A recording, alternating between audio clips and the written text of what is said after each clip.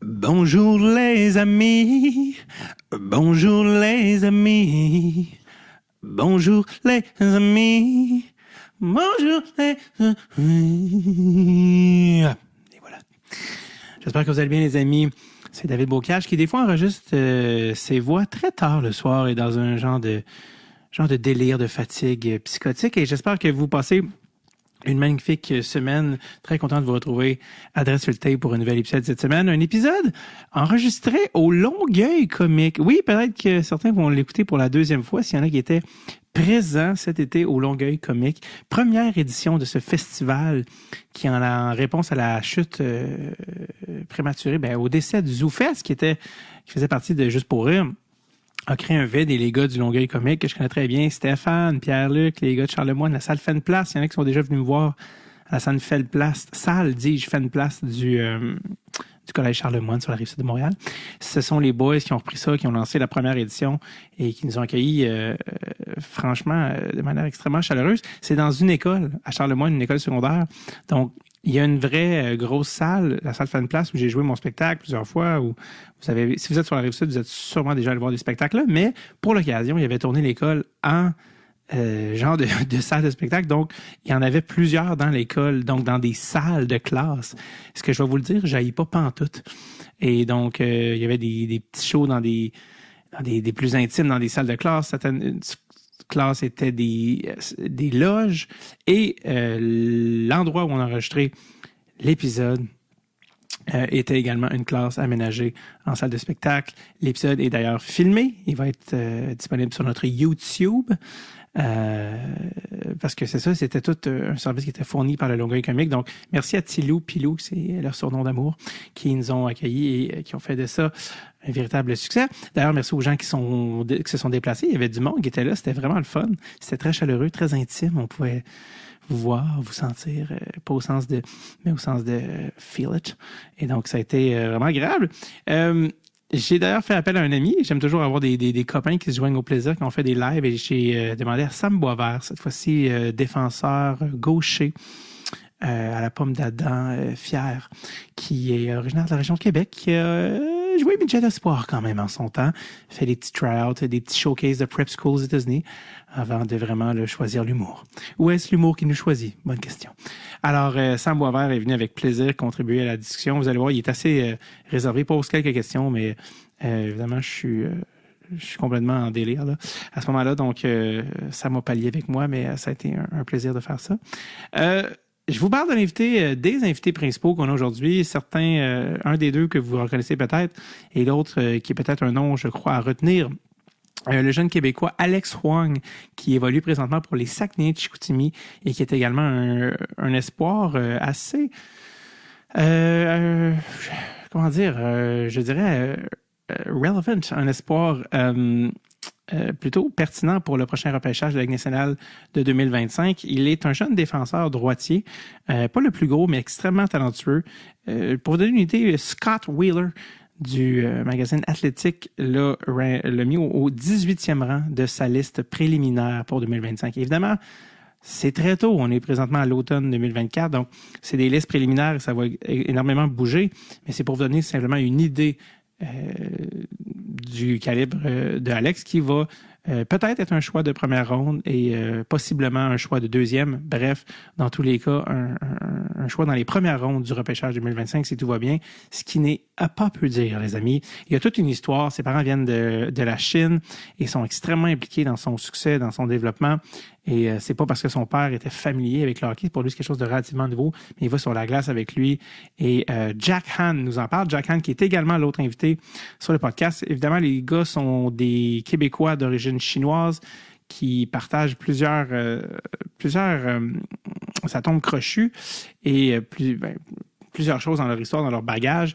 Et Jack agit à titre de skills coach, de coach d'habileté avec Alex depuis maintenant plusieurs années. Bon, évidemment, il y a un lien très, très particulier, très de proximité avec la famille. Évidemment, Jack parle mandarin, donc ça a vraiment développé une relation très, très unique et très chaleureuse. Et il nous parle de ça, le père d'Alex qui va ça. En tout cas, bref, je vous laisse découvrir. Jack n'en est pas à son premier passage. Si je ne me trompe pas, c'est même possiblement son troisième adresse sur le tape.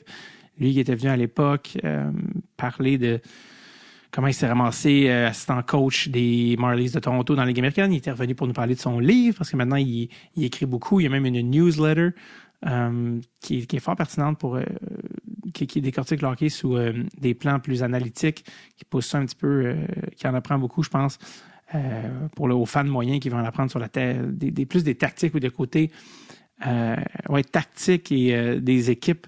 Donc, c'est très, très, très, très intéressant si vous voulez en apprendre plus de ce côté-là. C'est bien vulgarisé, c'est pas... c'est court, donc je vous invite à regarder ça. Ça tombe dans comme un petit muffin dans votre inbox de courriel. Alors, simplement vous dire que cet épisode a été enregistré le 20 juillet 2024 à Longueuil. 20 juillet étant la date de fête de mon frère que je salue, qui est dans la région de Calgary. Voilà, est-ce que j'ai oublié quelque chose? Je pense que c'est la totale. Je pense que vous avez... Ah oui, ben c'est ça. Juste dernière affaire par rapport à Alex. Quand on a enregistré l'épisode, il parlait qu'il s'en allait au camp des moins de 18 de Team Canada. Et ce qui n'est pas peu dire pour un gars de 16 ans. Hein, c'est beaucoup des équipes de 17 ans, un peu comme les équipes U20 sont des équipes de gars de 19 ans. Et pas spoiler, mais il a fait l'équipe après avoir enregistré le podcast. Il s'est qualifié. Il l'a qualifié, c'est peut-être pas le bon terme, mais il a fait la cote. Il a fait partie de l'équipe Canada des moins de 18 pour finalement, si je ne me trompe pas, c'était-tu moins de 17? Je pense que c'était moins de 18. Pour finalement, il y a même eu un but où il sortait du banc des punitions, reçu la passe et un bon petit tir low blocker. Et donc, si je ne me trompe pas, je pense même que l'équipe canadienne a remporté l'or. Bref, il s'est fait remarquer pour ça. D'ailleurs, il y avait même eu un tweet au mois d'août de Scott Wheeler d'Athletic qui disait « Alex Wong is the truth, I'm telling you ». Ce qui n'est pas peut dire. « Alex Wong is the truth, I'm telling you ». Alex Wong est la vérité, je vous le dis, publié sur Twitter en août, le 9 août 2024. Si je ne me trompe pas, par Scott Wheeler, qui semble bien l'aimer, alors que Corey Pronman, l'autre expert des prospects de l'Athletic, n'en a pas encore énormément fait mention. Donc, je vous laisse au bon soin de nous et de notre énergie live devant le public au Longueuil Comique, 20 juillet 2024. Je vous présente les amis Alex Huang et Jack Han.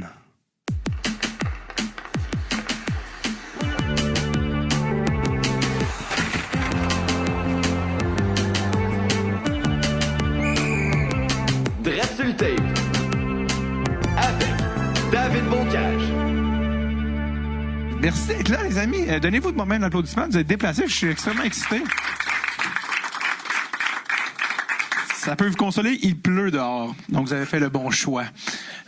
Contrairement aux épaisses et terrasses en ce moment. Donc, alors, merci vraiment d'être là. Il y en a, je sais qu'il y en a qui se déplaçaient, il y en a qui venaient même de là, on est sur la rive sud. Il y en a de où? Il y en a qui venaient de loin un peu? Je sais qu'il y en a qui ont fait du char.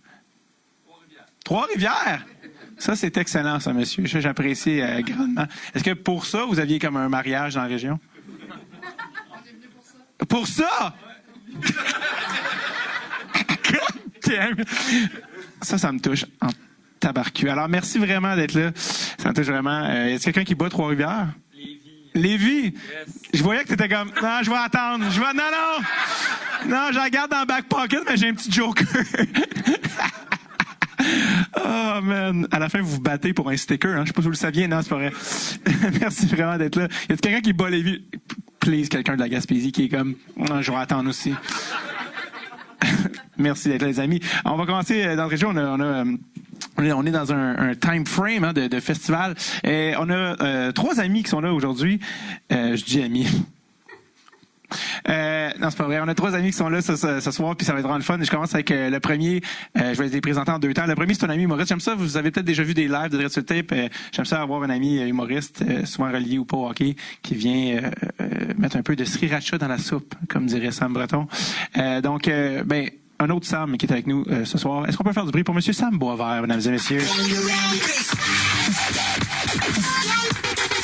Mon beau Sammer étant ici à côté de moi. C'est un lien tout naturel avec Lévis, toi qui a évolué en tant que joueur de hockey. Absolument. Pour quelle équipe déjà? Québec, qui n'est pas Lévis. Non, mais les gens de Lévis diraient que c'était le Grand Québec. Grand Québec. Merci. Toi qui es un défenseur qui a joué, parce que les gens ne savent pas, mais tu as joué jusqu'à Midget Espoir. Oui. C'est En plate, ça? ouais, c'est impressionnant, mais ça fait genre 13 ans, fait que je suis vraiment moins bon. Ouais, mais qu'est-ce qui reste de tout ça? Une attelle au genou. Et voilà. Des problèmes, Des showcases aux États-Unis. des traumatismes. Ah, là. Ah, alors, OK. Sammer, merci d'être là. Merci à toi. Je t'ai appelé cet après-midi, tu étais comme « I'm coming ». Oui. J'adore ta disponibilité et ton enthousiasme. C'est dur. J'ai jamais Deux retrouvé ça dans qualités. aucune relation. Puis ça, je veux le dire. Non, c'est pas vrai. C'est pas vrai. Le monde. Ah! C'est triste. J'aime ça parce qu'en plus, tu es allé googler nos invités. Tu voulais Ben oui. faire de tout ça. Absolument. Tu fais tes recherches. Oui. Puis, ce qui est drôle, c'est que tu as dit qu'il y a quelqu'un qui a le même nom qu'un de nos invités. Tu sais, quand on jasait dans la loge. J'ai confondu deux personnes qui ont le même nom. Ouais, Jack qui a le même nom qu'un joueur de tennis. C'est comme, tu joues au tennis, c'est comme, non, c'est un autre gars. Comme, Parfait. C'est vraiment le rôle de recherchiste. J'ai vu que c'était pas ma force, mais j'ai fait l'effort au moins. exact. Fait que je suis pas informé, mais je suis plein de bonnes intentions. Absolument.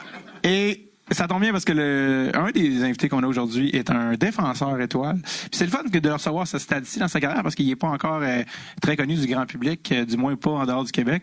Et peut-être que dans une couple d'années, vous allez être comme « J'étais dans une classe à Longueuil. » Puis il y avait un gars qui venait de Lévis. Puis, non, c'est pas vrai. Fait que, on va pas perdre de temps, on va le recevoir. Le premier, c'est un revenant. Il est venu c'est déjà son troisième, mon Dieu, c'était pas charismatique. Il y a c'est son troisième passage au podcast. C'est un gars avec qui j'allais au secondaire, qui maintenant travaille avec les jeunes joueurs. Il s'appelle Jack Han et il est accompagné d'un défenseur de Saguenay-Chicoutimi que vous allez entendre ce nom-là, je pense, plus souvent dans les prochaines années. Un espoir de premier plan pour le repêchage de 2025. Donc, ça veut dire que Charles Pellerin le suit déjà depuis 6 ans. Veuillez accueillir Jack Han et Alex Huang. Merci.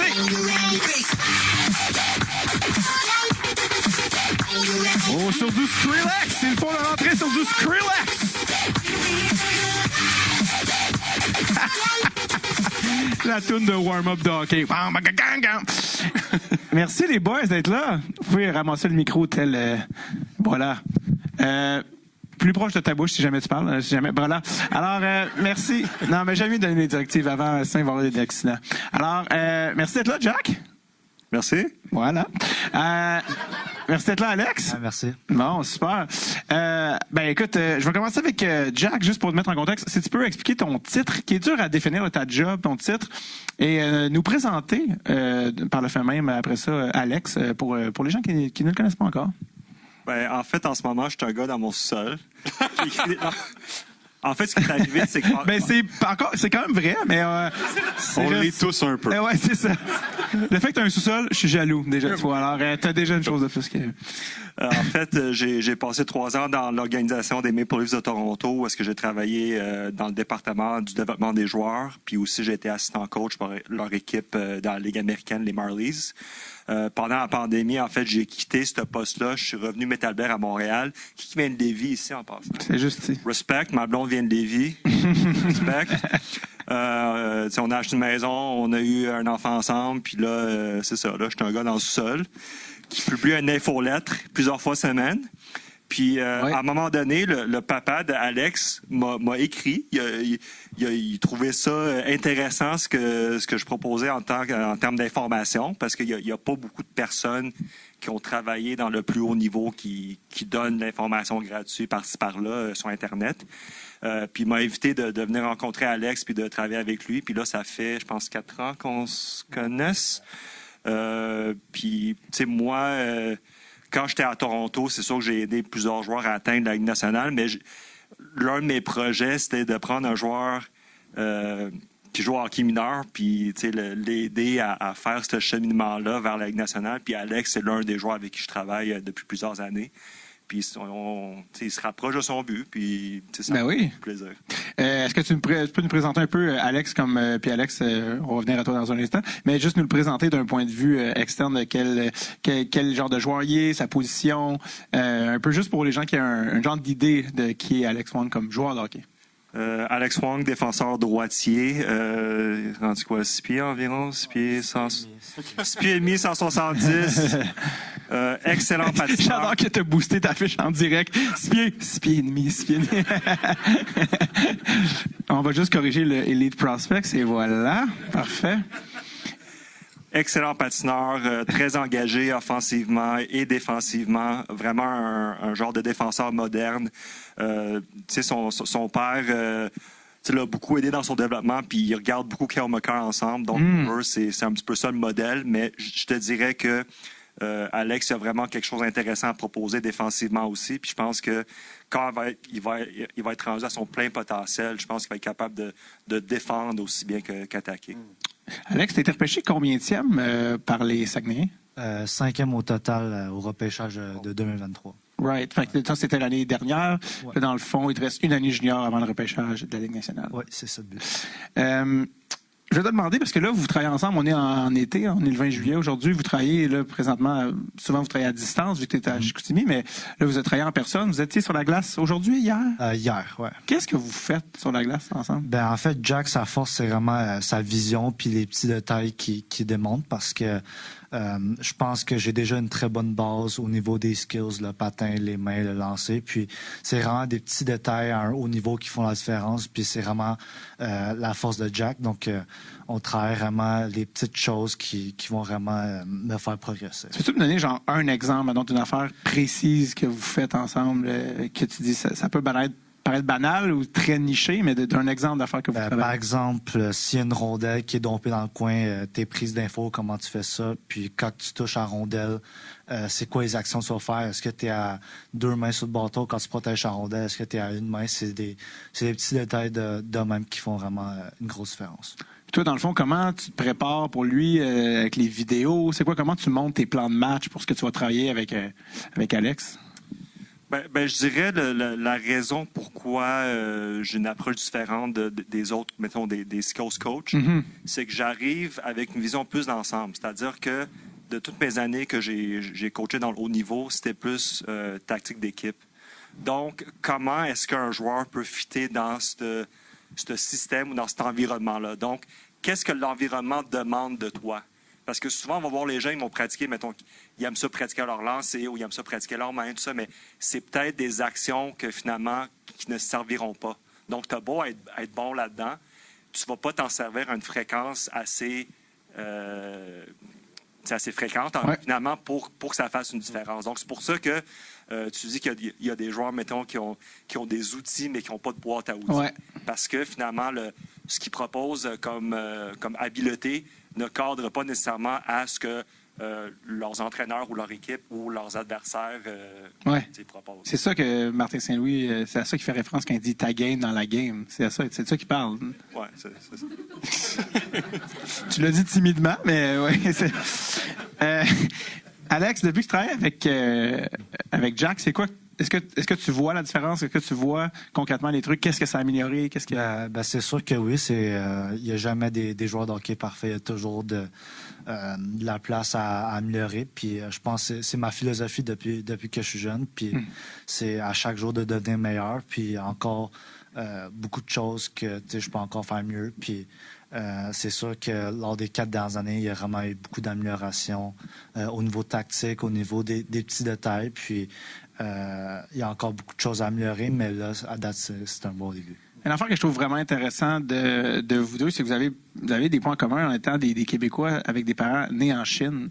Est-ce que quand le père d'Alex t'a contacté, t'as-tu contacté genre en mandarin ou est-ce que c'était y a-tu fait comme ok, ben lui au moins je sais que genre parce que je sais que est-ce que tes parents, parce que je t'avais vu une entrevue où tu disais que tes parents étaient moins confortables en français par exemple, est-ce que mettons, ça a été un point de contact pour eux de dire ben là lui on peut le contacter parce que je vais pouvoir lui parler peut-être dans ma langue maternelle. C'est quelque chose qui a été un facteur quand ils ont contacté Jack? Ben, c'est sûr que un peu oui, là, parce que mes parents sont pas super à l'aise en français. Ma mère comprend un peu, mon père un peu moins, mais c'est sûr que Jack, mais lui, est fluide dans les 3 langues, donc c'est vraiment facile la communication entre eux deux. Tu sens que c'était un point d'entrée pour eux, Jack, de te contacter?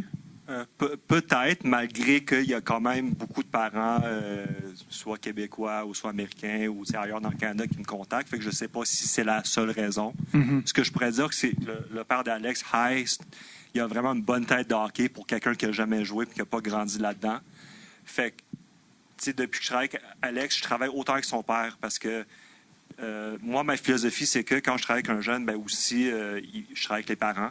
Puis même que puisque les parents sont tellement investis puis ils passent tellement de temps avec le jeune, si je suis capable d'éduquer les parents pour leur expliquer pourquoi je fais les choses puis qu'est-ce qui est important, bien, ils vont pouvoir continuer la job quand je suis pas là. Donc, avec Alex, on se parle peut-être, je sais pas, 1 ou 2 fois par mois. Là. C'est pas beaucoup. Parce que, tu sais, je regarde les tendances plus à long terme, mais au jour le jour, c'est vraiment son père qui fait la job. Il applique ce que toi, tu as mis en place. Oui, c'est ça. Parce que si je suis capable de bien former son père, ben là, lui, il va continuer la job parce que de toute façon, c'est une passion pour lui aussi. C'est un projet familial. Puis, tu sais, je suis pas là pour travailler contre les parents. Là. Puis je pense qu'il y a beaucoup de situations où est-ce que il y a une friction entre les coachs et la famille. Tout ça. Même quand j'étais avec les Maple Leafs, on avait des parents, des pères, de certains... Des stars, adultes? De certains stars. Pierre Ringvall. Non, c'est pas vrai. Non, c'est super des noms précis. Hein. Mais non, c'est pas vrai. Qui se demandaient pourquoi mon fils ne joue pas avec un tel. Ouais. C'est le genre de truc qui se passe... Fait que ça n'arrête jamais, ça, finalement. Ça n'arrête jamais. Puis, tu sais, le hockey, c'est un projet tellement d'envergure, tu sais, côté financier, puis côté de temps puis d'énergie que, je te dis, là, même les parents des joueurs de la Ligue nationale, il y en a qui ont de la misère à lâcher le morceau. Ah, mais ça, on a appris ça à travers l'histoire d'Alex Galchenyuk, là, tu sais, de toutes ses périodes. Est-ce que ça t'est arrivé de refuser de travailler avec un jeune joueur quand tu as rencontré ses parents? Tu as fait comme, ça va être problématique, ça? Ben, c'est sûr qu'il y a eu des collaborations qui n'ont pas duré très longtemps parce que je trouvais que le vibe il était comme pas bon. Fait que je pense que, heureusement, je suis dans une situation où est-ce que je peux être assez sélectif. Par exemple, là, je travaille avec 3 joueurs juniors majeurs, ce qui n'est pas beaucoup. Là, si tu es un skills coach, tu vises d'avoir au moins une bonne douzaine de joueurs. Mais grâce à toutes mes autres sources de revenus, là, mon infolette, les livres que je vends en ligne, tout ça, je peux être sélectif. Puis vraiment, pour moi, c'est un projet qui m'apporte du plaisir autant que l'aspect financier. Là, parce que j'aime ça, voir ces jeunes-là s'améliorer. Puis encore une fois, c'est un projet personnel de dire, est-ce que je peux prendre un gars à 14 ans puis l'amener à 20 ans dans la Ligue nationale. Absolument. Alex, j'aimerais ça qu'on revienne un petit peu sur tes parents. Parle-moi un petit peu de leur parcours. Tes parents, où est-ce qu'ils sont nés? À quel moment ils ont décidé de changer de continent? Parle-moi un petit peu du background de tes parents. C'est possible d'allumer le micro un petit peu plus proche de ta bouche. Yes. Ouais, donc, mes parents, les deux, sont nés en Chine, la Chine centrale. Donc, mes parents, ils ont commencé leurs études en Chine, puis mon père, il a fait sa maîtrise à l'université de McGill autour, je pense, 1997, autour de ces eaux-là. Puis c'était en quoi qu'il étudiait, ton père? Je pense que c'est computer science, donc l'informatique. Là. Puis après, il a vraiment aimé ça. Puis il a rencontré ma mère en Chine. Puis ils se sont mariés. Puis il l'a amené ici autour de l'an 2000, je dirais. Donc c'est sûr qu'il n'aurait pas pensé qu'en venant au Canada, qu'il commençait à Chicoutimi, mais tu sais, c'est le destin, là, mais c'est ça. C'est drôle. La manière que tu l'as dit. Je pense que c'est la première fois que quelqu'un dit « Je me suis ramassé à Chicoutimi, c'était le destin. » C'est super beau. Dream big. Mais ça, puis ils m'ont eu en 2007, puis depuis ce temps-là, ils ont été investis à 100%. Ils m'ont aidé à poursuivre mon rêve, m'ont supporté à chaque jour. Puis il y a beaucoup de parents ici, puis si votre enfant a un rêve, vous devez le supporter à 100%. Sauf si tu es humoriste. Je vais juste te dire, il y a d'autres options. Mais... J'aurais une question pour Alex, si je peux me permettre. Est-ce que c'est à McGill que ton père a eu la piqûre du hockey ou c'est avant ça ou après? C'est un peu en même temps que moi. Puis, OK. Dans le fond, j'étais allé regarder le match de hockey du fils de l'ami de mes parents. Puis j'ai adoré ça. Puis j'ai commencé à patiner. Puis j'ai commencé à hockey vraiment tout de suite après. Puis après, ils ont vu comment je suis investi, puis j'aimais ça, même si je ne suis pas très bon. Puis, ça a changé. Ils ont continué de me supporter, puis je pense que c'est avec leur support que je me suis rendu là aujourd'hui. Parce que, tu sais, comme quand tu arrives dans un pays, le hockey, c'est très farfelu comme sport. Je faisais les gars sur des bouts de métal, solide gros, qui se rentrent dedans avec un bout de rubber. Comme pour tes parents, je veux dire, ton père, le hockey, comme...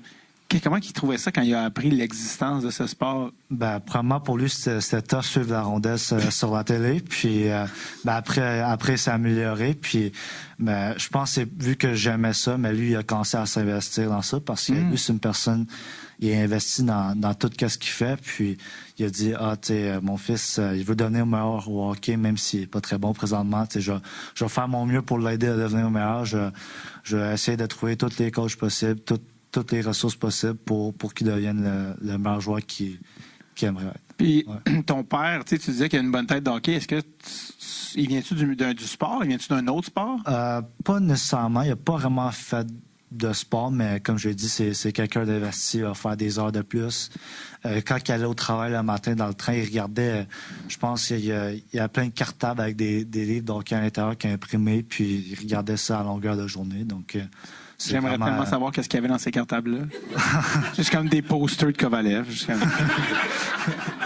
Juste comme des grosses photos de demi-visière. Ah, wow. Juste comme... est-ce que... Je vais te demander... Ah oui, c'est ça, parce que ton père, j'ai cru comprendre que des fois, il est sur la glace avec toi. Ouais. Quand dans le processus, est-ce que ton père a appris à patiner? Genre avant toi, après toi, pendant toi? Jamais.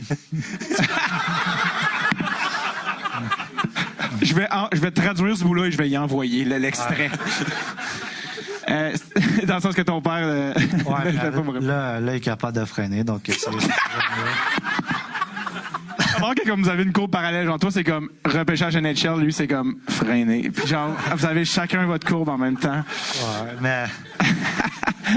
Fait que genre, lui, il est passionné, sa glace, mais dans le fond, ultra shaky. C'est comme la combinaison fragilité sur patin et comment ça se passe avec lui sur la glace? T'es-tu comme Pat? Tu choques, qui a pas des belles passes, ça, des fois. Ça te force à bien... ouais, c'est ça. Être bon sur les réceptions dans les patins, dans le fond. Ouais, c'est ça. Bon. Mais... des fois, c'est dur, là, puis il est souvent pas content de ma pratique. Il veut me pousser à 100%, puis des fois, je suis pas à ses attentes. C'est très difficile, ses attentes, donc... Est-ce que des fois, t'es comme, essaye de m'attraper, c'est ça? Non, je lui dis, des fois, je lui dis, genre, t'as jamais fait ça, donc genre, tu sais pas comment c'est difficile, là, donc... Qu'est-ce qu'il dit? Qu'est-ce qu'il répond? J'ai aucune idée qu'est-ce qu'il pense. Tu t'assures d'être à une distance de 3 bâtons pour qu'il puisse te... Mais c'est ça, mais c'est parce qu'il a une vision unique, puis des fois, sa vision, ça va un peu trop loin. Puis, qu'est-ce que tu veux dire? Genre, par exemple, quand je fais un move, mais tu sais, lui, il invente un autre move que c'est impossible à faire. Mais genre, lui, il sait pas, puis j'essaie de faire mon mieux de lui dire que je suis pas capable de faire ça ou de faire ci, parce que lui, l'a jamais vécu, donc c'est quand même dur de l'expliquer. Là. C'est là, on dirait qu'il pense au hockey comme en algorithme. Il est comme, mais juste fais B3, t'es comme, non, je peux pas faire ça. Ouais, comme lui, il voit comme des patterns, dans le fond. Genre. Ouais, mais c'est ça, mais lui, il apprend en même temps que moi. Là, donc... On dirait que j'entends son cerveau, genre de computer science, comme, je vais juste appliquer ça à genre un déjou, t'es comme, non, je peux pas faire ça. Ouais, c'est souvent le même. Qu'est-ce que t'allais-tu parler, excuse? Non. Good. Alors. Good. Je te mets la main Sonic. Je suis vraiment juste ici parce que je suis très beau. Juste avant qu'on rentre sur scène, Alex Bizarron, qui est dans un show qu'il fait ailleurs dans le festival, il fait, je pensais, il s'arrête dans le corps de porte puis il dit, c'est bien une belle chemise. Comment il t'a dit ça par rapport à ta chemise? Il m'a dit que c'est Ah non, c'est une belle chemise épaisse. Ouais. Puis t'étais comme, merci. Merci. De retour à toi, Alex. Donc bref, ça, ton père qui t'apprend ça au passage. Un enfant aussi qui m'intéressait vraiment par rapport à ça. Ben là, t'es enfant unique, si j'ai bien compris. Ouais. Bon, premièrement, quelle langue est-ce que tu parles à la maison avec tes parents? Mandarin. OK. Toi, c'était-tu mandarin ou cantonais? Mandarin aussi. Mandarin aussi. T'es enfant unique. Est-ce que... Nous, on allait à une école, parce que moi, j'ai connu Jack au secondaire, s'il y en a qui ont déjà écouté les épisodes. À notre école secondaire, la statistique, je pense que c'était 1 sur 3 des étudiants de notre année étaient d'origine asiatique. Tout confondu. Bon, les deux, ça donne, c'est chinois. Est-ce que, puis moi, je me souviens, il y avait vraiment une pression souvent sur les immigrants de deuxième génération de comme, là, focus, mon grand tabarnak. Il y avait vraiment un genre de, on n'est pas venu ici pour le barbecue. Fait que là, est-ce que tu sens, des fois, tu dis ton père est intense, il est passionné, il met toute son énergie, il supporte ta passion. Est-ce que des fois, tu sens une pression de tes parents? Non, parce que probablement, si c'est une pression positive de me donner, vu qu'ils m'en ont donné autant. Puis, je pense pas qu'ils m'ont donné de pression parce que ils m'ont supporté dans chaque décision que j'ai prise. Puis, j'ai pris beaucoup de décisions difficiles. Puis, ils m'ont supporté à 100% dans chaque décision. Puis, tu sais, si en fin de compte, ça fonctionne pas mes plans, mais j'ai encore j'ai encore des très bonnes portes qui sont ouvertes à moi. Puis, parce que j'allais dire, excuse pas mais par rapport à l'école, d'être un très bon étudiant, j'ai lu que ta moyenne,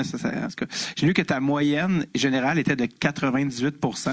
Et la phrase que je me suis dit, c'est une joke, câlisse. Comme genre 98% de moyenne. Ça a baissé un peu cette année-là. Ah oui?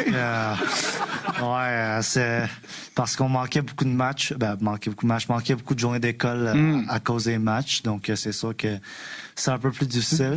Dis-nous donc où ça a baissé. Là. À combien t'es tombé? 95. Ah, c'est drôle! C'est drôle! J'ai jamais eu 95 de ma vie. Dans rien.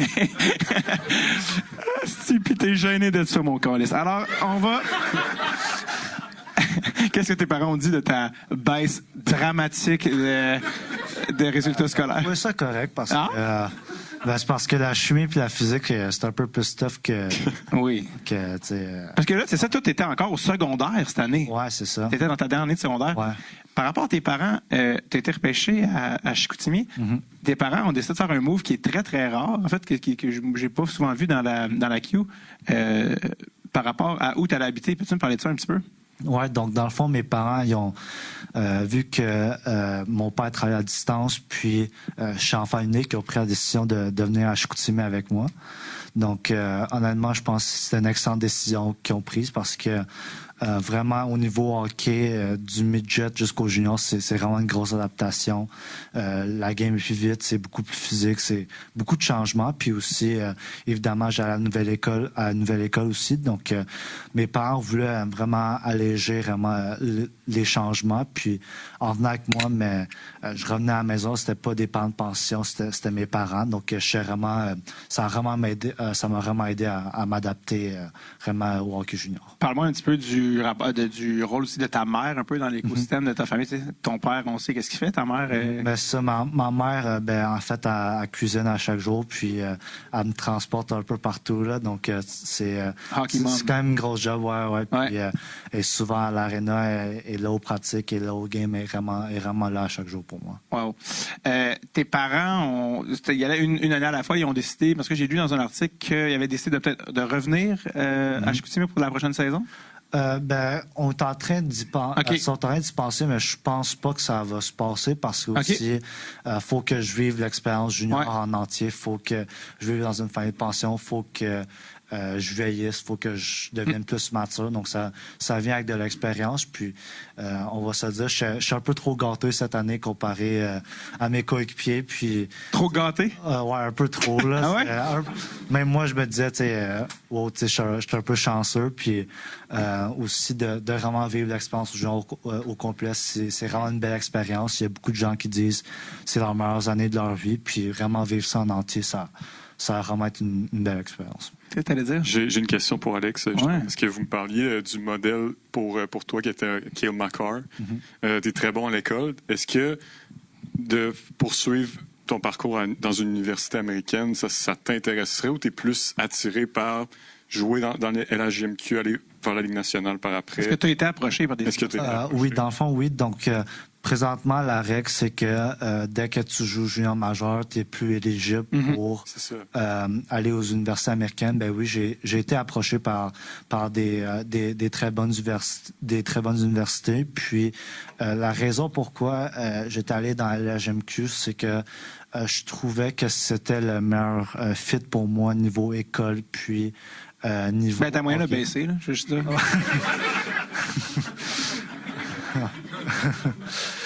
Continue. Ouais, donc, je trouvais que c'était... Oui, tout ce que je dis, c'est de la merde. Hein? Juste que ça soit clair. Là. Ouais, je suis au courant. OK, good. J'ai pas aimé ton ton, mais continuons. Hein? Est-ce que tes parents, pour eux, l'école, est-ce qu'ils ont dit non? Est-ce que tes parents auraient préféré que tu ailles à l'université américaine? Ben, comme j'ai dit plusieurs fois, ils me supportaient ma décision à 100%. Puis j'aurais convaincu que je suis capable d'être encore bon à l'école, d'être encore bon sur la glace. Puis je trouvais que, vu que le repêchage NHL, c'est une étape très importante pour le parcours professionnel, puis la GMQ, c'était la meilleure place pour me développer en vue de ce repêchage-là. Donc, on a parlé avec l'équipe, puis on s'est assuré que l'école, ça va être aussi très important pour moi, puis de continuer d'être aussi bon à l'école que ça. Quand tu dis gâté par tes parents, à quoi tu penses quand tu dis j'étais vraiment plus gâté que mes coéquipiers? Par exemple, qu'est-ce qui est sur la table à chaque jour. Tu parles de nourriture. Ouais, c'est ça. Puis j'ai un lift n'importe quand que je veux parce que il y a j'ai 3 coéquipiers 2007 qui n'avaient pas leur permis de conduire au début de l'année, puis eux autres, qu'ils demandent à leur coéquipier, tu peux-tu m'amener? Mais là, tu sais, moi, j'ai mon chauffeur privé, comme on peut dire. Mom. Ouais, c'est ça. Je peux aller n'importe où, puis tu sais. Par exemple, si j'ai joué une mauvaise game, mais je peux parler à mes parents parce qu'ils sont à la maison juste à côté de moi. Puis j'ai vraiment été chanceux qu'ils puissent. Quand tu parles de bouffe, est-ce que ta mère cuisine beaucoup encore de la cuisine chinoise? Je dirais un mix des deux parce que on va se dire à Chicoutimi. C'est ça que j'allais te demander. Il n'y a pas beaucoup d'épiceries chinoises à Chicoutimi, donc c'est sûr qu'il faut faire un bon mix des deux. Ouais. Mais les deux, c'est des très bonnes cuisines, les deux. Donc les deux, je les aime autant. Est-ce que tu étais aussi de l'autre côté de la médaille? Est-ce que des fois, cette année, tu étais comme, t'aurais aimé ça que tes parents ne soient pas là, tu sais? Ben c'est sûr, si on a des disputes de temps en temps, oui, là, mais j'ai vraiment été content qu'ils soient venus avec moi. C'est la décision parfaite qu'ils ont prise pour moi. Parce que tu sais, quand tu dis l'année prochaine, je veux comme vivre l'expérience, j'étais comme, est-ce que t'es comme, cette année, t'étais comme, ben là, je veux me saouler puis avoir des rapports sexuels. Vous en allez, tu sais, dans le sens. David, s'il te plaît. Quoi? C'était-tu trop loin? Ok, excuse. Non. C'est pour ça qu'il est là, juste me rappeler. Oui, c'est la police qui m'envoie, en fait. Il a-tu posé la question? Oui, il a posé. Les gars, venez le chercher. Tu sais, ça reste quand même une expérience d'adolescence. Tu sais, genre, est-ce que cette année, t'es comme, ouais, là, c'est un petit peu lourd que mes parents sont là, genre? Non, tu sais, c'est ça, genre, je trouve que je suis un peu trop gâté même, donc, tu sais, c'était parfait qu'ils soient là pour moi, puis c'est vraiment nous deux qu'on s'est, genre, mes parents puis moi, on s'est dit, tu sais, faut que je vive l'expérience, puis ça, genre, je pense pas que ça serait bénéfique pour moi nécessairement qu'il soit là une deuxième année. Ah, Jack, t'es encore là. Alors, je vais te mettre pour Joe.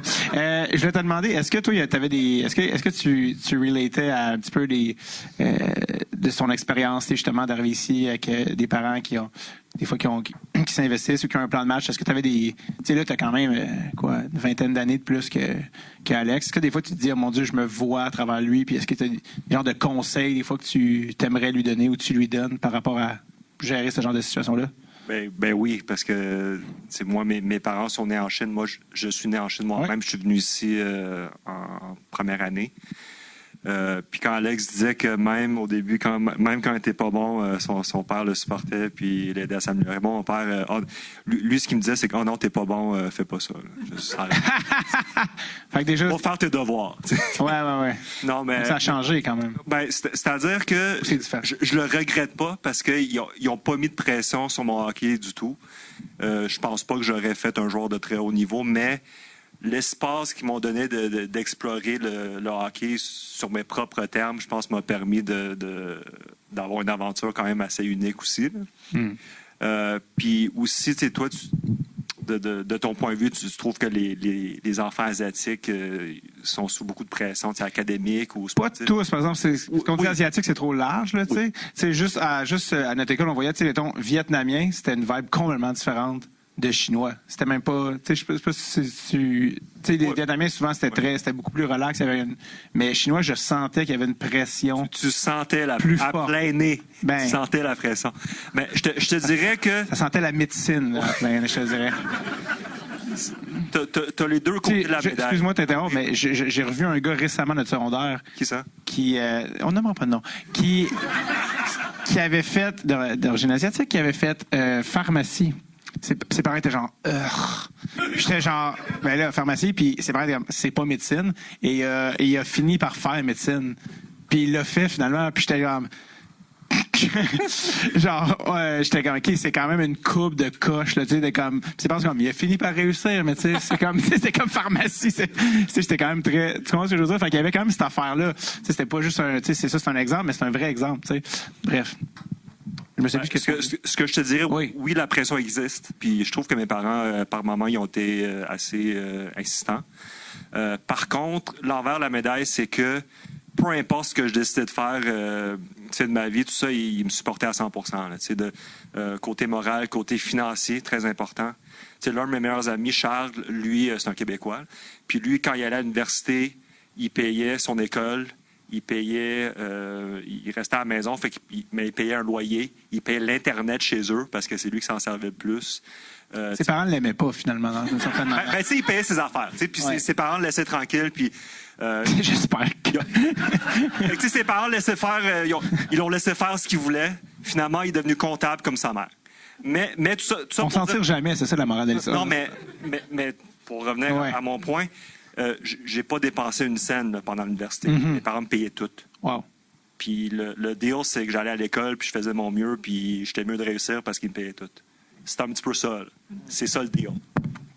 Puis c'était comme... Toi, ça t'a aidé, cette affaire-là, ça t'a pas comme... t'as pas senti ça comme... Est-ce que c'est ça, tu trouvais que c'était une pression ou au contraire, tu trouvais que c'était motivant? T'sais? C'est plus la manière dont tu le reçois, j'imagine? Ben, je te dirais que je dois beaucoup à mes parents pour tout, là, mais surtout pour cet aspect-là, parce que si j'aurais été sous une pression financière, mettons entre l'âge de 21 à 25 ans, je ne travaillerais pas dans le hockey. Je serais allé me trouver une vraie job, connexe avec ce que j'ai étudié. Puis, j'aurais été dans une cubicule toute la journée. Puis j'aurais fait mon 9 à 5 ou 9 à 7 ou 8 à 10 ou peu importe. Là, j'aurais fait, puis je serais pas dans le hockey. Fait que si je n'étais pas enfant unique ou si mes parents n'étaient pas de cette tradition-là ou s'ils seraient tombés malades ou peu importe, si eux n'auraient pas travaillé aussi fort dans leur vie pour gagner de l'argent, je ne serais pas dans cette position-là, ça ne serait pas possible. Qu'est-ce qu'ils pensent de ton métier actuel qui combine, qui est dans le hockey, mais qui combine plein d'affaires dans le hockey? Comment, pour eux, c'est... Comment ils trouvent ça, ta job? Ils sont comme, wow, c'est parce que tu as un peu créé ton métier, c'est ça qui est fascinant aussi. Oui, c'est sûr que je te dirais que les jobs que j'ai faits depuis la mi-vingtaine, là, c'est des jobs qui n'existaient pas quand eux ils étaient jeunes. Oui, qui n'existaient pas même quelques années auparavant, des fois, là, des jobs de... La première job que j'ai eue dans le hockey professionnel, c'était avec les Canadiens de Montréal. J'étais dans le département de médias sociaux puis du web. Puis, pour eux, ils ne connaissaient pas ça. Ouais, puis pour eux, ça n'existait pas. Ça, c'est un exemple. Mais tantôt, on parlait juste avant dans la loge, une job que tu fais actuellement avec une équipe en Finlande, qui n'existait pas avant la pandémie. Parle-moi un peu de ça. Ouais, fait que depuis une couple d'années, je suis consultant pour Tappara, qui joue dans Liga. Donc, la meilleure ligue de hockey finlandaise. Oui, c'est ça. Pour les puis personnes qui écoutent le podcast qui savent pas ça, c'est-à-dire personne. Mais bref, voilà. Puis, en fait, eux, il y a un rôle très important dans le hockey professionnel actuellement, c'est le coach vidéo. Donc, la personne qui est en charge de toute l'analyse vidéo, qui découpe les matchs en séquence, qui aide les entraîneurs avec tout le côté TI de la chose. Qu'est-ce que tu veux dire par TI? TI, mettons, informatique, là, parce qu'il y a beaucoup d'informatique que les entraîneurs utilisent pour montrer les séquences, découper les séquences, faire leur meeting d'avant-match ou d'après-match. Ouais.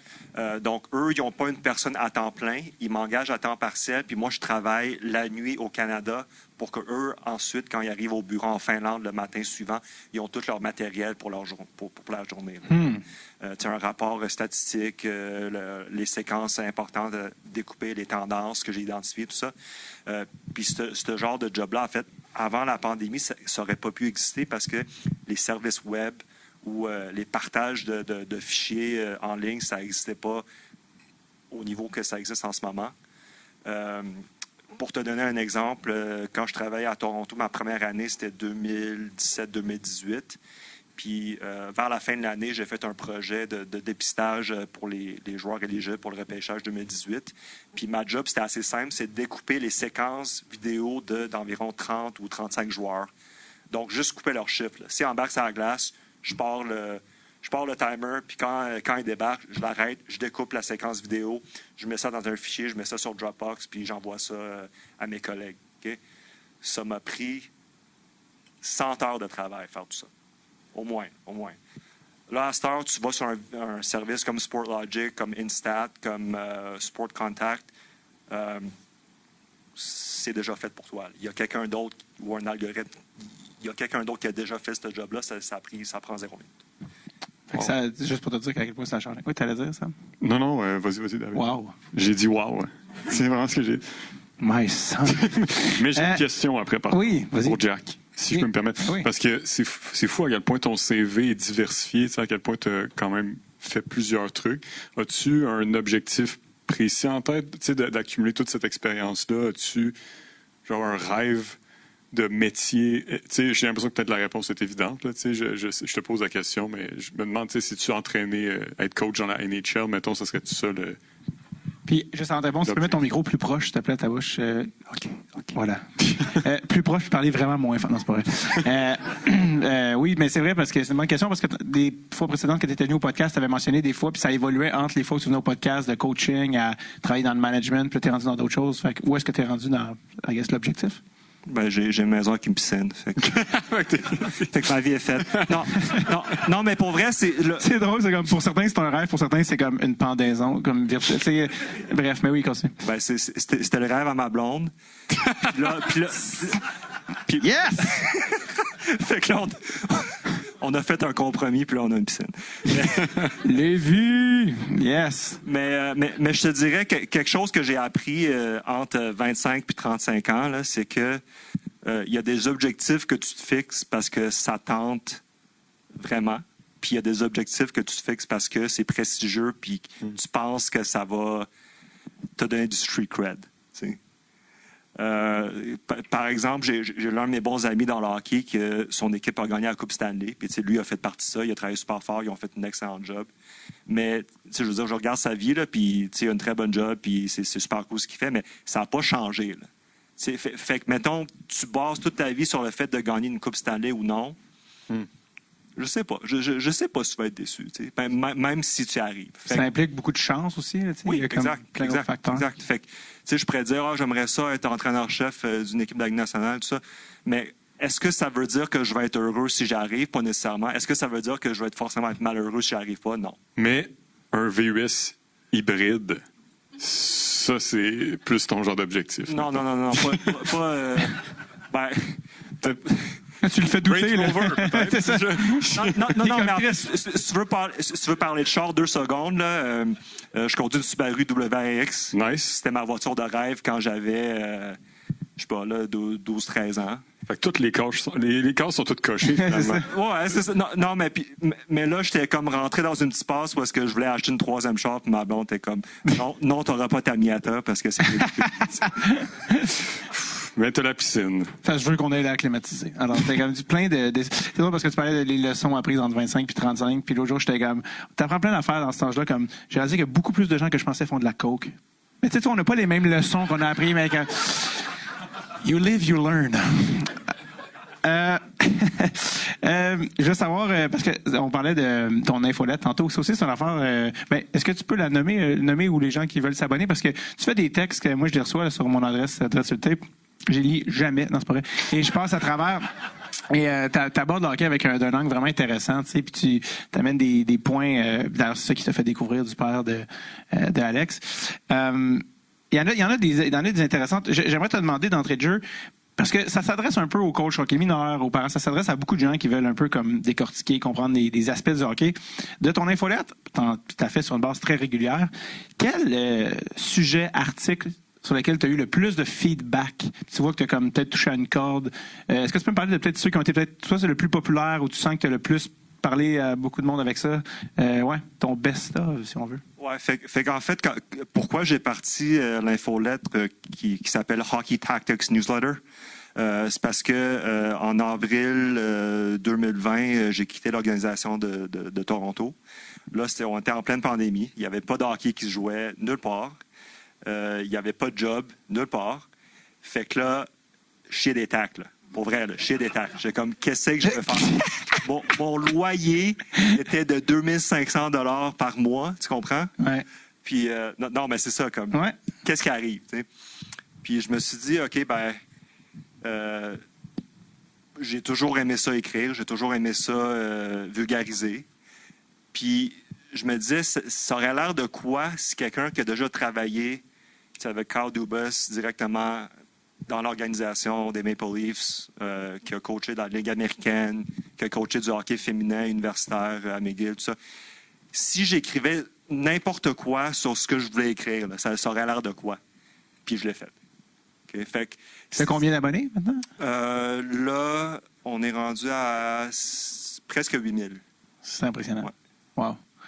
Puis, ah oui, c'est ça, excuse-moi, t'allais te rendre en fait aux articles ça. qui ont le plus. Puis l'article que j'ai écrit qui était le plus populaire, j'ai écrit en anglais en passant, ça s'appelle How to Ruin a Player. Comment ruiner un Mais ça fait pas longtemps que tu l'as. Ça fait pas si longtemps. Je l'ai republié, Okay. mais ça fait 3 ans. Là. Fait à chaque année, je le republie, là, parce que pour les nouveaux qui l'ont peut-être pas vu. Quand je l'ai relu récemment, ça me faisait penser à Kotkaniemi. Je voyais, on dirait peut-être que j'interprète, là, mais il y a plein d'affaires. Mais bref, parle un peu des points que tu abordes dans cette lettre-là, cet article-là. C'est assez simple, en fait. C'est que n'importe quoi que tu fais dans le hockey ou dans la vie en général, tu as une fréquence puis tu as un taux de succès. Okay? Donc, si tu fais quelque chose à une haute fréquence avec un haut taux de succès, ça fait partie de tes forces. Okay? Vraiment, c'est... mettons, pour Cole Caulfield, ce serait son lancer. Son lancer du spot à gauche en avantage numérique. Pour Nick Suzuki, ce serait peut-être son supporter la rondelle dans le milieu de la glace, par exemple. Il y a des choses où est-ce que tu as une fréquence relativement basse, mais tu as un haut taux de succès. Donc, ça, c'est des skills que tu as qui sont sous-exploités, que si tu es capable de remonter ces fréquences-là avec une organisation tactique particulière, tu pourrais peut-être doubler ton apport offensif. Zach Hyman, OK? Quand il était à Toronto avec nous, c'était un marqueur de 20-25 buts. Là, il vient d'en marquer 54 dans une saison, plus, j'inclus pas ses buts en série. Là. Pourquoi? Parce qu'il y avait des choses qu'il faisait très, très bien, qui étaient sous-exploitées à Toronto. Puis ça, on n'était pas assez intelligent de le voir, on l'a laissé partir, puis c'est ça que ça donne. Quelle chose t'identifierais comme que vous sous-estimiez à Toronto, mettons, de son jeu? En fait, j'ai fait une étude sur lui récemment, puis je trouvais que c'est le partenaire idéal pour McDavid.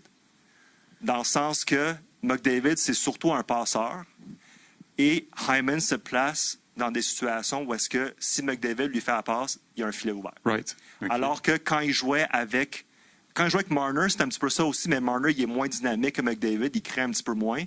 Puis quand il jouait avec Tavares ou Matthews ou Nylander, il n'y avait pas ces passes-là. Parce que, surtout Matthews et Nylander, ils opéraient d'une manière différente. Eux, ils préféraient lancer.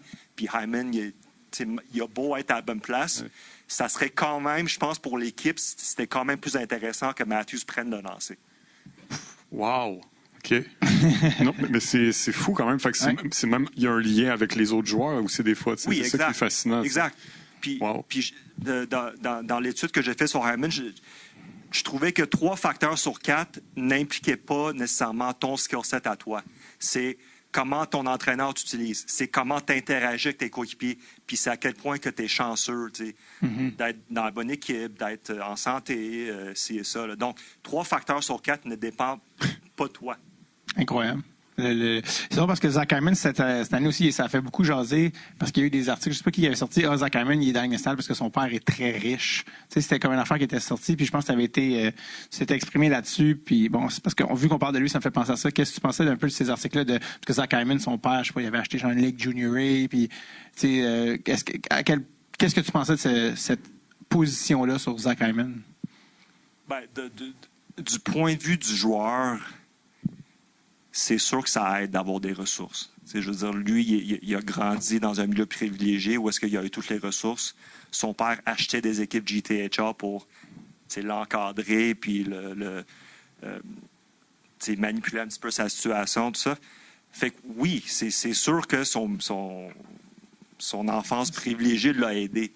Mais dans un autre sens, le fils de Bill Gates, c'est pas le meilleur joueur de hockey dans la Ligue nationale. Puis les enfants de Jeff Bezos, c'est pas... tu comprends, là, ça prend pas juste ça. Ouais. Puis dans un autre sens, en étant parent, mon enfant a 13 mois, je me dis, ton but dans la vie quand tu es parent, c'est que tes enfants soient privilégiés.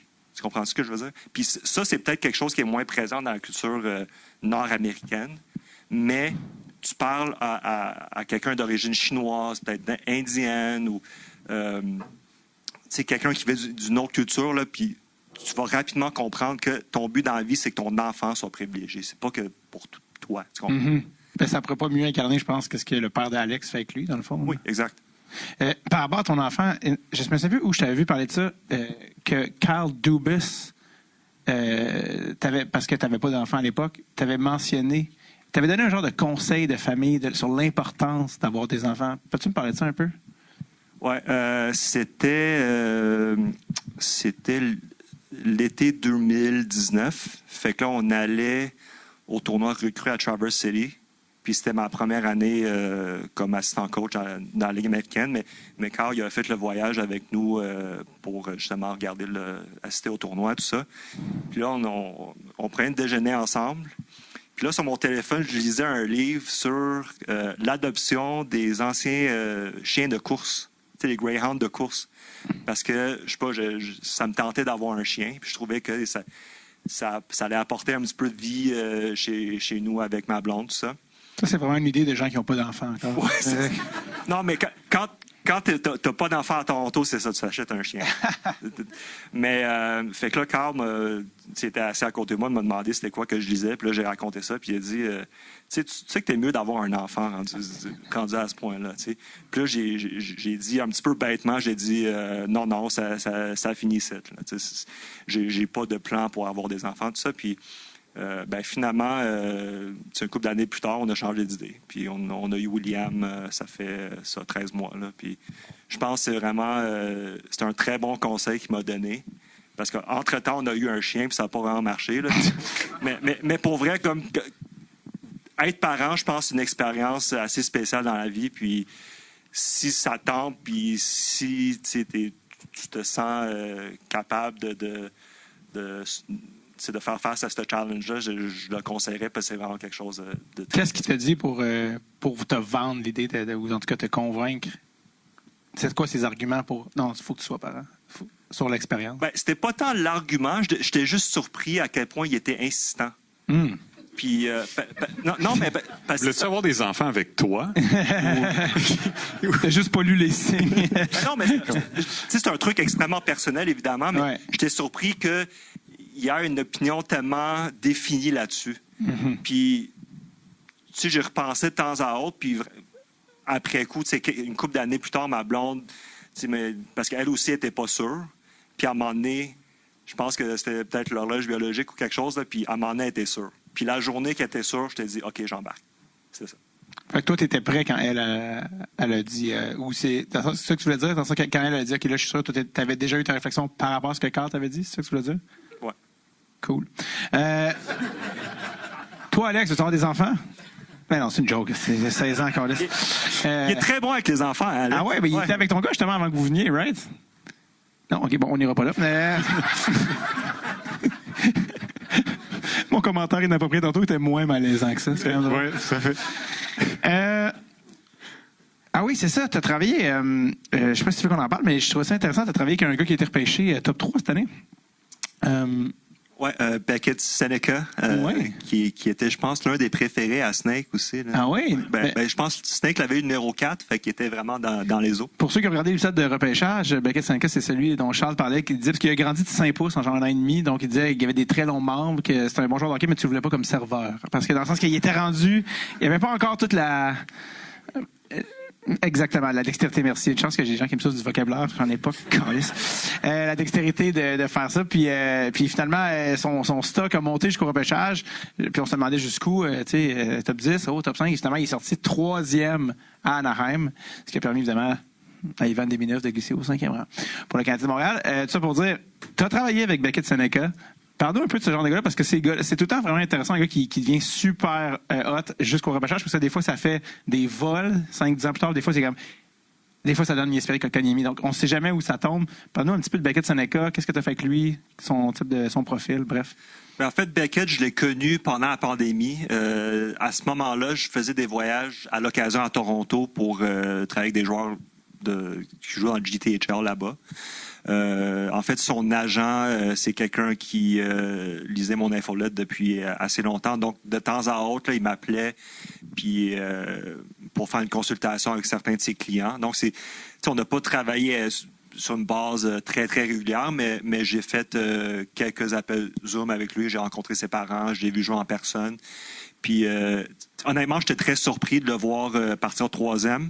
Je pense que lui aussi était surpris si tu voyais sa réaction. Ouais, pour ceux qui n'ont pas vu, je pense qu'il était sur son cellulaire, puis il était genre... et puis là, c'était comme... C'était-tu mon... Oui, puis vas-y, puis il pensait pas du tout là, que ça se passait. Là. Ouais. Ça a donné comme un des highlights. Là. C'est devenu comme Internet a repris ça, puis c'est devenu une joke, bref. Ouais, fait que la première fois que je l'ai vu jouer, je pense qu'il jouait, c'était Minor Midget ou quelque chose comme ça, là, avec les Marlies, l'organisation AAA dans le JTHL.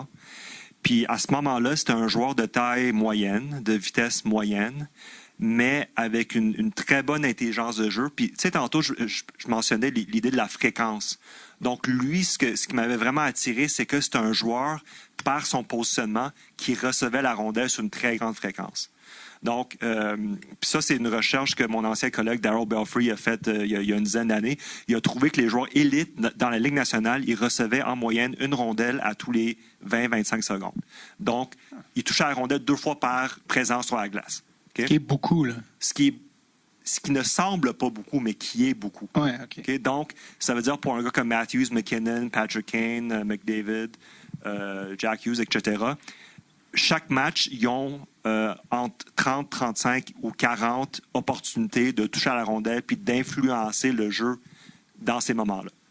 Puis Beckett, c'est un gars que, malgré son jeune âge, puis malgré son package physique qui était assez moyen à ce moment-là, c'était quelqu'un qui touchait souvent à la rondelle, puis je trouvais qu'il faisait les bonnes actions pour faire avancer le jeu, puis qui mettait en valeur ses coéquipiers. C'était un bon marqueur, mais je trouvais que c'était quelqu'un qui distribuait aussi bien que de finir les jeux lui-même. Donc, c'était ça la première impression que j'ai eue. Entre-temps, là, il y a une poussée de croissance assez tardive, je pense, entre sa première et sa deuxième année OHL. Puis là, soudainement, non seulement il y avait la fréquence en termes d'influence de jeu, mais là, soudainement, il est capable, je pense que là, il est rendu 6 pieds 2, 6 pieds 3, là, il est capable de battre des gars en contre un, il est capable de repousser des défenseurs, il est capable de partir en échappée tout seul.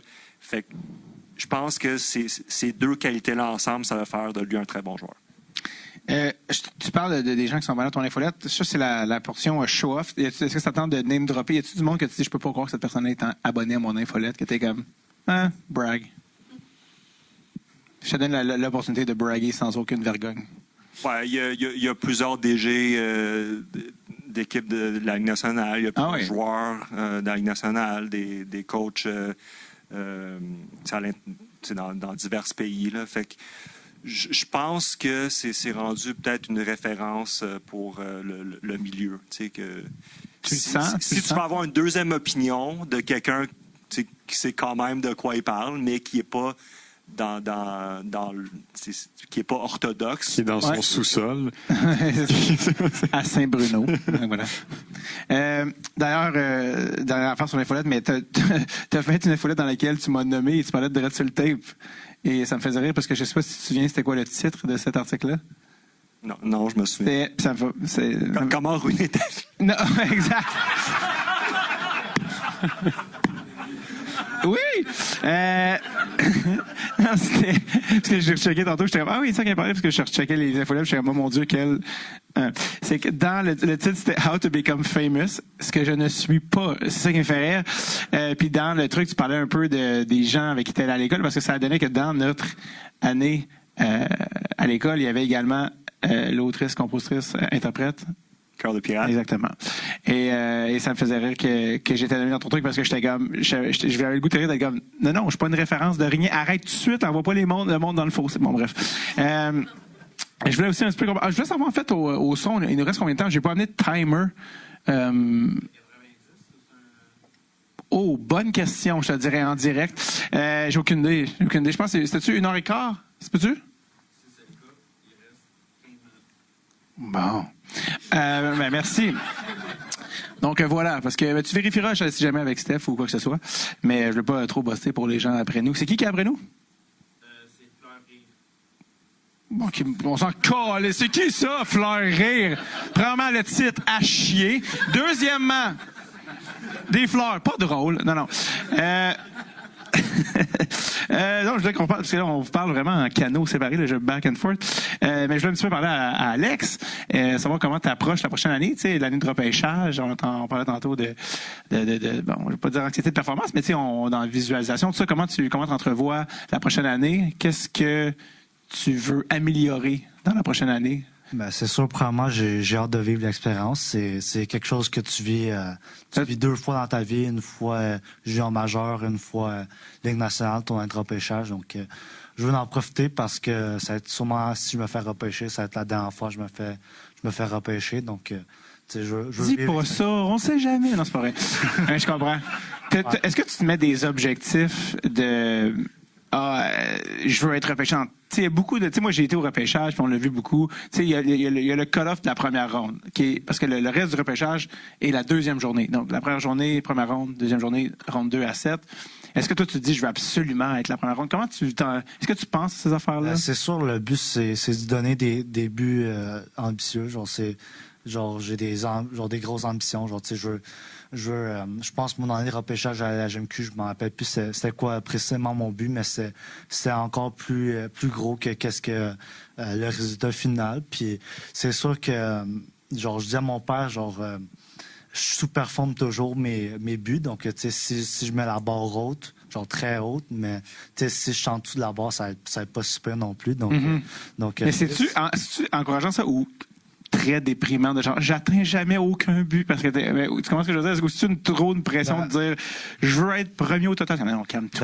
On prend l'exemple le repêchage à GMQ, puis je pensais peut-être mon but c'était encore d'être repêché plus haut, mais finalement ça s'est pas passé. Puis c'est honnêtement, quand j'ai repensé après le draft, j'ai dit wow, c'est un honneur premièrement juste être repêché tout court parce que ça démontre que tu es un des 250 meilleurs de ton groupe d'âge. Puis en plus d'être repêché 5e, puis de marcher sur la scène, de mettre le chandail, de prendre des photos, de signer des autographes, de faire des interviews. C'est quelque chose d'incroyable. Puis tu y penses pas juste à temps que ça arrive. Puis dans ton cas, c'était dans les top 5 des joueurs de ton âge. 5 étant le même chiffre qui sépare ta moyenne générale du 100%. Alors, moi, je fais juste nommer les faits. Hein. Je veux profiter du fait qu'il reste quelques minutes puis que toutes ces belles personnes se sont déplacées pour vous voir d'aussi près, les mecs. Est-ce qu'il y en a, des fois, on n'avait pas le temps, on était comme un peu chamboulés dans les épisodes live. Est-ce qu'il y en a qui ont des questions pour nos invités? Je vais vraiment en profiter. Là, ça serait malade qu'il y ait un crise de malaise. Non, on continue. Oui, bon, on a quelqu'un. C'est quoi ton nom? David, tu viens de quel endroit? Brossard. Dit-il avec une réticence certaine. David, vas-y, ta question. J'ai une question pour Jack. Je vais juste répéter la question pour les gens dans le micro qui écoutent en audio. Est-ce que des gens contactent Jack avec des enfants pour clients potentiels, des enfants qui sont considérés beaucoup trop jeunes? Ben, c'est relatif. Je te dirais que 3 ans, c'est trop jeune, parce qu'à 3 ans, tes chevilles sont pas assez bien développées pour... Mais c'est la seule raison. Il a fallu que tu dises cette phrase-là à quelqu'un? Il a fallu que tu dises à un adulte, non, ses chevilles sont pas assez développées? Parce que sa fontanelle est encore molle. Est-ce que quelqu'un t'a déjà contacté pour un enfant de 3 ans? Non, mais c'est... Yes. Non, mais je dis ça parce que, comme j'avais mentionné auparavant, je travaille autant que les parents que les joueurs. Puis je trouve qu'il n'y a pas un âge trop jeune pour que les parents soient bien informés. Donc, tu sais, j'embarquerai pas forcément sur la glace avec un enfant de 4-5 ans qui se tient pas debout, mais je pourrais expliquer aux parents que c'est quoi les choses à faire ou ne pas faire. Puis je pense que j'ai une couple de choses à dire là-dessus. Mais c'est sûr que c'est quelque chose que je vais vraiment mieux apprendre quand mon fils va être plus vieux. Mais comme j'ai dit, il n'y a pas vraiment un âge trop jeune pour l'enfant que les parents ne pourraient pas être bien conseillés. Bonne question. Est-ce qu'il y avait d'autres questions pour nos amis? Oui, ton nom? Tantôt, tu parlais de Zach Hyman avec les Oilers. Oui. Je me dis, quand tu joues avec le meilleur joueur au monde, c'est sûr que Cashin a déjà fait des buts dans un filet de désert là, parce qu'il jouait avec McDavid. C'est quoi le niveau de genre Hyman il est vraiment d'impact. Très bon. Ouais. Cashin, il a fait des bonnes saisons avec McDavid. Absolument. Donc, la question qui est demandée, c'est quoi ton nom? JC. Donc, JC qui demande par rapport aux performances de Hyman, l'impact que McDavid a pu avoir étant possiblement le meilleur joueur au monde. Ben, c'est sûr que t'as Cashin, t'as Pat Maroon, t'as Kyle Yamamoto, mais aucun de ces gars-là s'est rapproché du 50 buts. Donc, pour que Hyman marque 54 buts avec McDavid, on se dit qu'il a dû se présenter à la bonne place pour réceptionner la rondelle entre 250 et 400 fois pendant la saison. Donc, la difficulté, c'est pas que tu vas pas scorer. Oui, tu vas scorer, c'est un open net. Mais est-ce que tu peux te présenter à la bonne place dans un bon timing 400 fois dans une année? Puis il n'y a pas beaucoup de joueurs qui pourraient le faire. Bon point. Est-ce qu'il y avait quelqu'un d'autre? Oui, de Lévis. Yes, c'est quoi ton nom? Marc-Antoine. Marc-Antoine. Yeah. Québec. Oui, excuse. Question pour Alex. Pour Alex. Tantôt, tu disais que vous regardez beaucoup McDavid, tout ça pour te développer. Mais en termes de comparable de style de joueur, est-ce que c'est Cale Makar aussi que tu as comme comparable par rapport à ton style de jeu ou tu as un autre joueur? Donc, oui. Donc, Marc-Antoine qui se demande quel est le comparable auquel Alex se comparait. Là, parce qu'évidemment, Makar, c'est toujours difficile. Là, quand tu disais de mettre la barre haute... Mais c'est sûr qu'il y a bon beaucoup de bonnes choses qui fait que j'aimerais amener dans mon jeu. C'est pas nécessairement lui. Je regarde vraiment tous les meilleurs défenseurs de la Ligue parce que chacun a ses forces, chacun a ses faiblesses. Puis j'essaie d'intégrer des forces de tout le monde parce que faut que tu sois un joueur unique pour passer au prochain niveau. Faut que tu amènes des choses que d'autres joueurs y amènent pas. Puis Makar, c'est un des joueurs les plus uniques de la Ligue. La façon qu'il contrôle le jeu, la façon qu'il mène la rondelle, la façon qu'il lance la rondelle, la façon qu'il patine avec la rondelle. Vraiment un full package offensif. Puis c'est sûr qu'il y a des choses qui fait que par exemple, un move qu'il a fait, je regardais chaque seconde, son pied il est placé où, sa rondelle est placée où. Je vais essayer de faire quelque chose de similaire comme lui. C'est sûr que quand les Sacs vont venir voir les remparts, tu pourras voir si ça fait du bon sens. À noter que Marc-Antoine a une casquette des remparts. Ouais, j'en fixe depuis très longtemps. Ouais. Alors, s'il y a des gens qui écoutent à l'audio, on ne voit pas, mais Alex s'est mordu la joue en dedans tellement fort, il saigne de la bouche en ce moment. Bonne réponse. Oui, est-ce qu'on a d'autres questions pour nos champions? Je ne sais pas si dans le fond, je vois pas. Oui, mademoiselle. Gab. Oui, Gab. Combien d'heures par semaine pour Alex? Combien d'heures, mettons, pour l'été versus pendant la saison? Moi, je connais bien, by the way. OK, mais genre, c'est quoi les heures que tu mets là-dedans dans mon travail? Donc, Gab qui veut savoir combien d'heures Alex met par semaine dans... C'est une excellente question, puis ça dépend vraiment de ton fils ou de ta fille. Combien d'heures sont capables de tolérer, parce que moi, à chaque semaine, j'essaie d'aller au max. Par exemple, je pense il y a 2 semaines, j'ai loué des glaces en fin de semaine, puis c'était 4 heures par jour. Donc, tu sais, c'est... je veux dire, l'été, c'est en haut de 20 heures par semaine très, très, très facilement. Donc, c'est sûr que moi, je suis capable de tolérer, on va dire, la souffrance, mais c'est pas vraiment la souffrance. C'est j'ai du fun à faire ça, puis j'aime ça voir les résultats quand je m'améliore, puis je dépasse certains joueurs qui étaient vraiment meilleurs que moi avant. J'aime voir ça. Donc, c'est sûr, ça dépend comment votre enfant il peut tolérer, puis au début, genre à un jeune âge, poussez-le pas au max, mais quand que vous voyez que votre enfant il est vraiment investi à 100%, c'est ça son rêve, mais allez-y à 100%, donnez. Je crois pas nécessairement le overworker, le terme en anglais. Tu peux pas vraiment overworker un joueur parce que tu t'améliores à chaque fois, mais c'est sûr que il y a une limite, là, mais tu sais, c'est que ton père, visiblement, se contre-colle. C'est pas vrai? Ouais, lui, il a pas bien de limite pour lui. Lui, il y en a pas gros, mais c'est sûr que faut pas que vous augmentez les risques de blessures, mais aussi une partie importante de l'entraînement, c'est que j'ai vraiment appris ces dernières années, c'est le recovery. Donc, avant puis après l'entraînement, donc les étirements. Commencer ça à un jeune âge parce que présentement, j'ai eu la chance à date de pas avoir été blessé, une grosse blessure, puis ça vient de s'étirer après chaque match, après chaque pratique. C'est d'être sûr que faut que tu récupères bien, puis il faut que tu sois à 100% avant ta prochaine pratique, parce que si, comme je dis, je fais 4 heures par jour, mais mon 4 heures, je le fais à 75% ou à 50%, c'est moins bon que faire une heure et demie à 100%. Donc, c'est sûr qu'il faut que vous vous assurez que votre enfant il récupère bien, puis qu'il soit vraiment à 100% pour qu'il soit prêt pour le prochain entraînement. Okay, on dirait que tu as été rodé en médias, mon chum. Ces services sont disponibles. S'il y en a qui jamais veulent. Est-ce que vous avez un enfant? Regarde, c'est pour ça. Est-ce que tu as un enfant qui joue? C'est pour ça ou non? C'était pas pour. Non. Mon Dieu, non. Elle hausse les sourcils.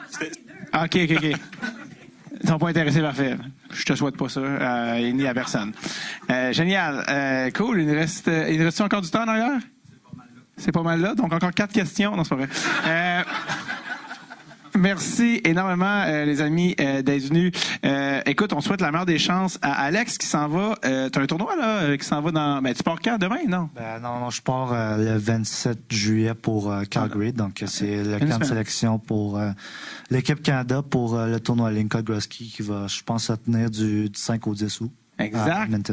Qui est le tournoi des moins de 18 ans. Mondial, donc il s'en va pour le camp de l'équipe canadienne. Meilleure des chances, Alex, pour ça et pour la prochaine saison. Ensuite, est-ce qu'on peut applaudir Alex Huang, s'il vous plaît?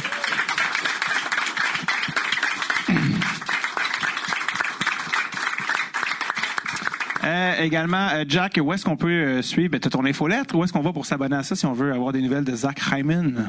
Ouais, c'est JHANHKY.substack.com. J'ai rien compris. Sinon, sur Google, c'est Hockey Tactics Newsletter. C'est quelle langue, ça? C'est en anglais. Wow! Donc, il fallait googler pour avoir des nouvelles de Jack. Sam Boisvert. Oui. T'as un nouveau spectacle, mon petit vlimeux. Oui. Je l'ai vu l'autre jour à l'espace public. Absolument. C'était absolument formidable. Merci, David. Le public avec des fans d'un certain âge. Moi, j'adore. Bon, excusez-moi, je m'égare. Ça me fait rapport. Oui. Parce que là, tu as des nouvelles dates qui s'en viennent. Oui, absolument. À l'automne, le 5 octobre et le 11 octobre. Donc, samboisvert.com. C'est au Terminal Comedy Club à Montréal. Yep. Et à la Ninkasi Comedy Club à Québec. Saint-Jean, merci. Saint-Jean. Ça prend le pont, puis ah ouais, bébé. All right. On se rend là, Rollerblade. Let's go. Merci, les amis, vous êtes déplacés. Ça me fait toujours chaud au cœur de vous voir en personne, parce que c'est comme weird, un podcast. C'est comme des clics, mais là, finalement, il y a des humains. Alors, c'est super. S'il y en a qui veulent rester, on va sortir, on va jaser. Et évidemment, on a des petits stickers derrière sur le tape. Il y en a qui veulent mettre ça sur le front. Alors, est-ce qu'on peut donner un moment d'applaudissement à l'équipe du Longueuil Comique, la technique, toute la gang qui nous ont reçus? Merci énormément. Alors, un dernier applaudissement pour la vie. On se rend dans pas longtemps. Merci tout le monde. Merci beaucoup. Bye.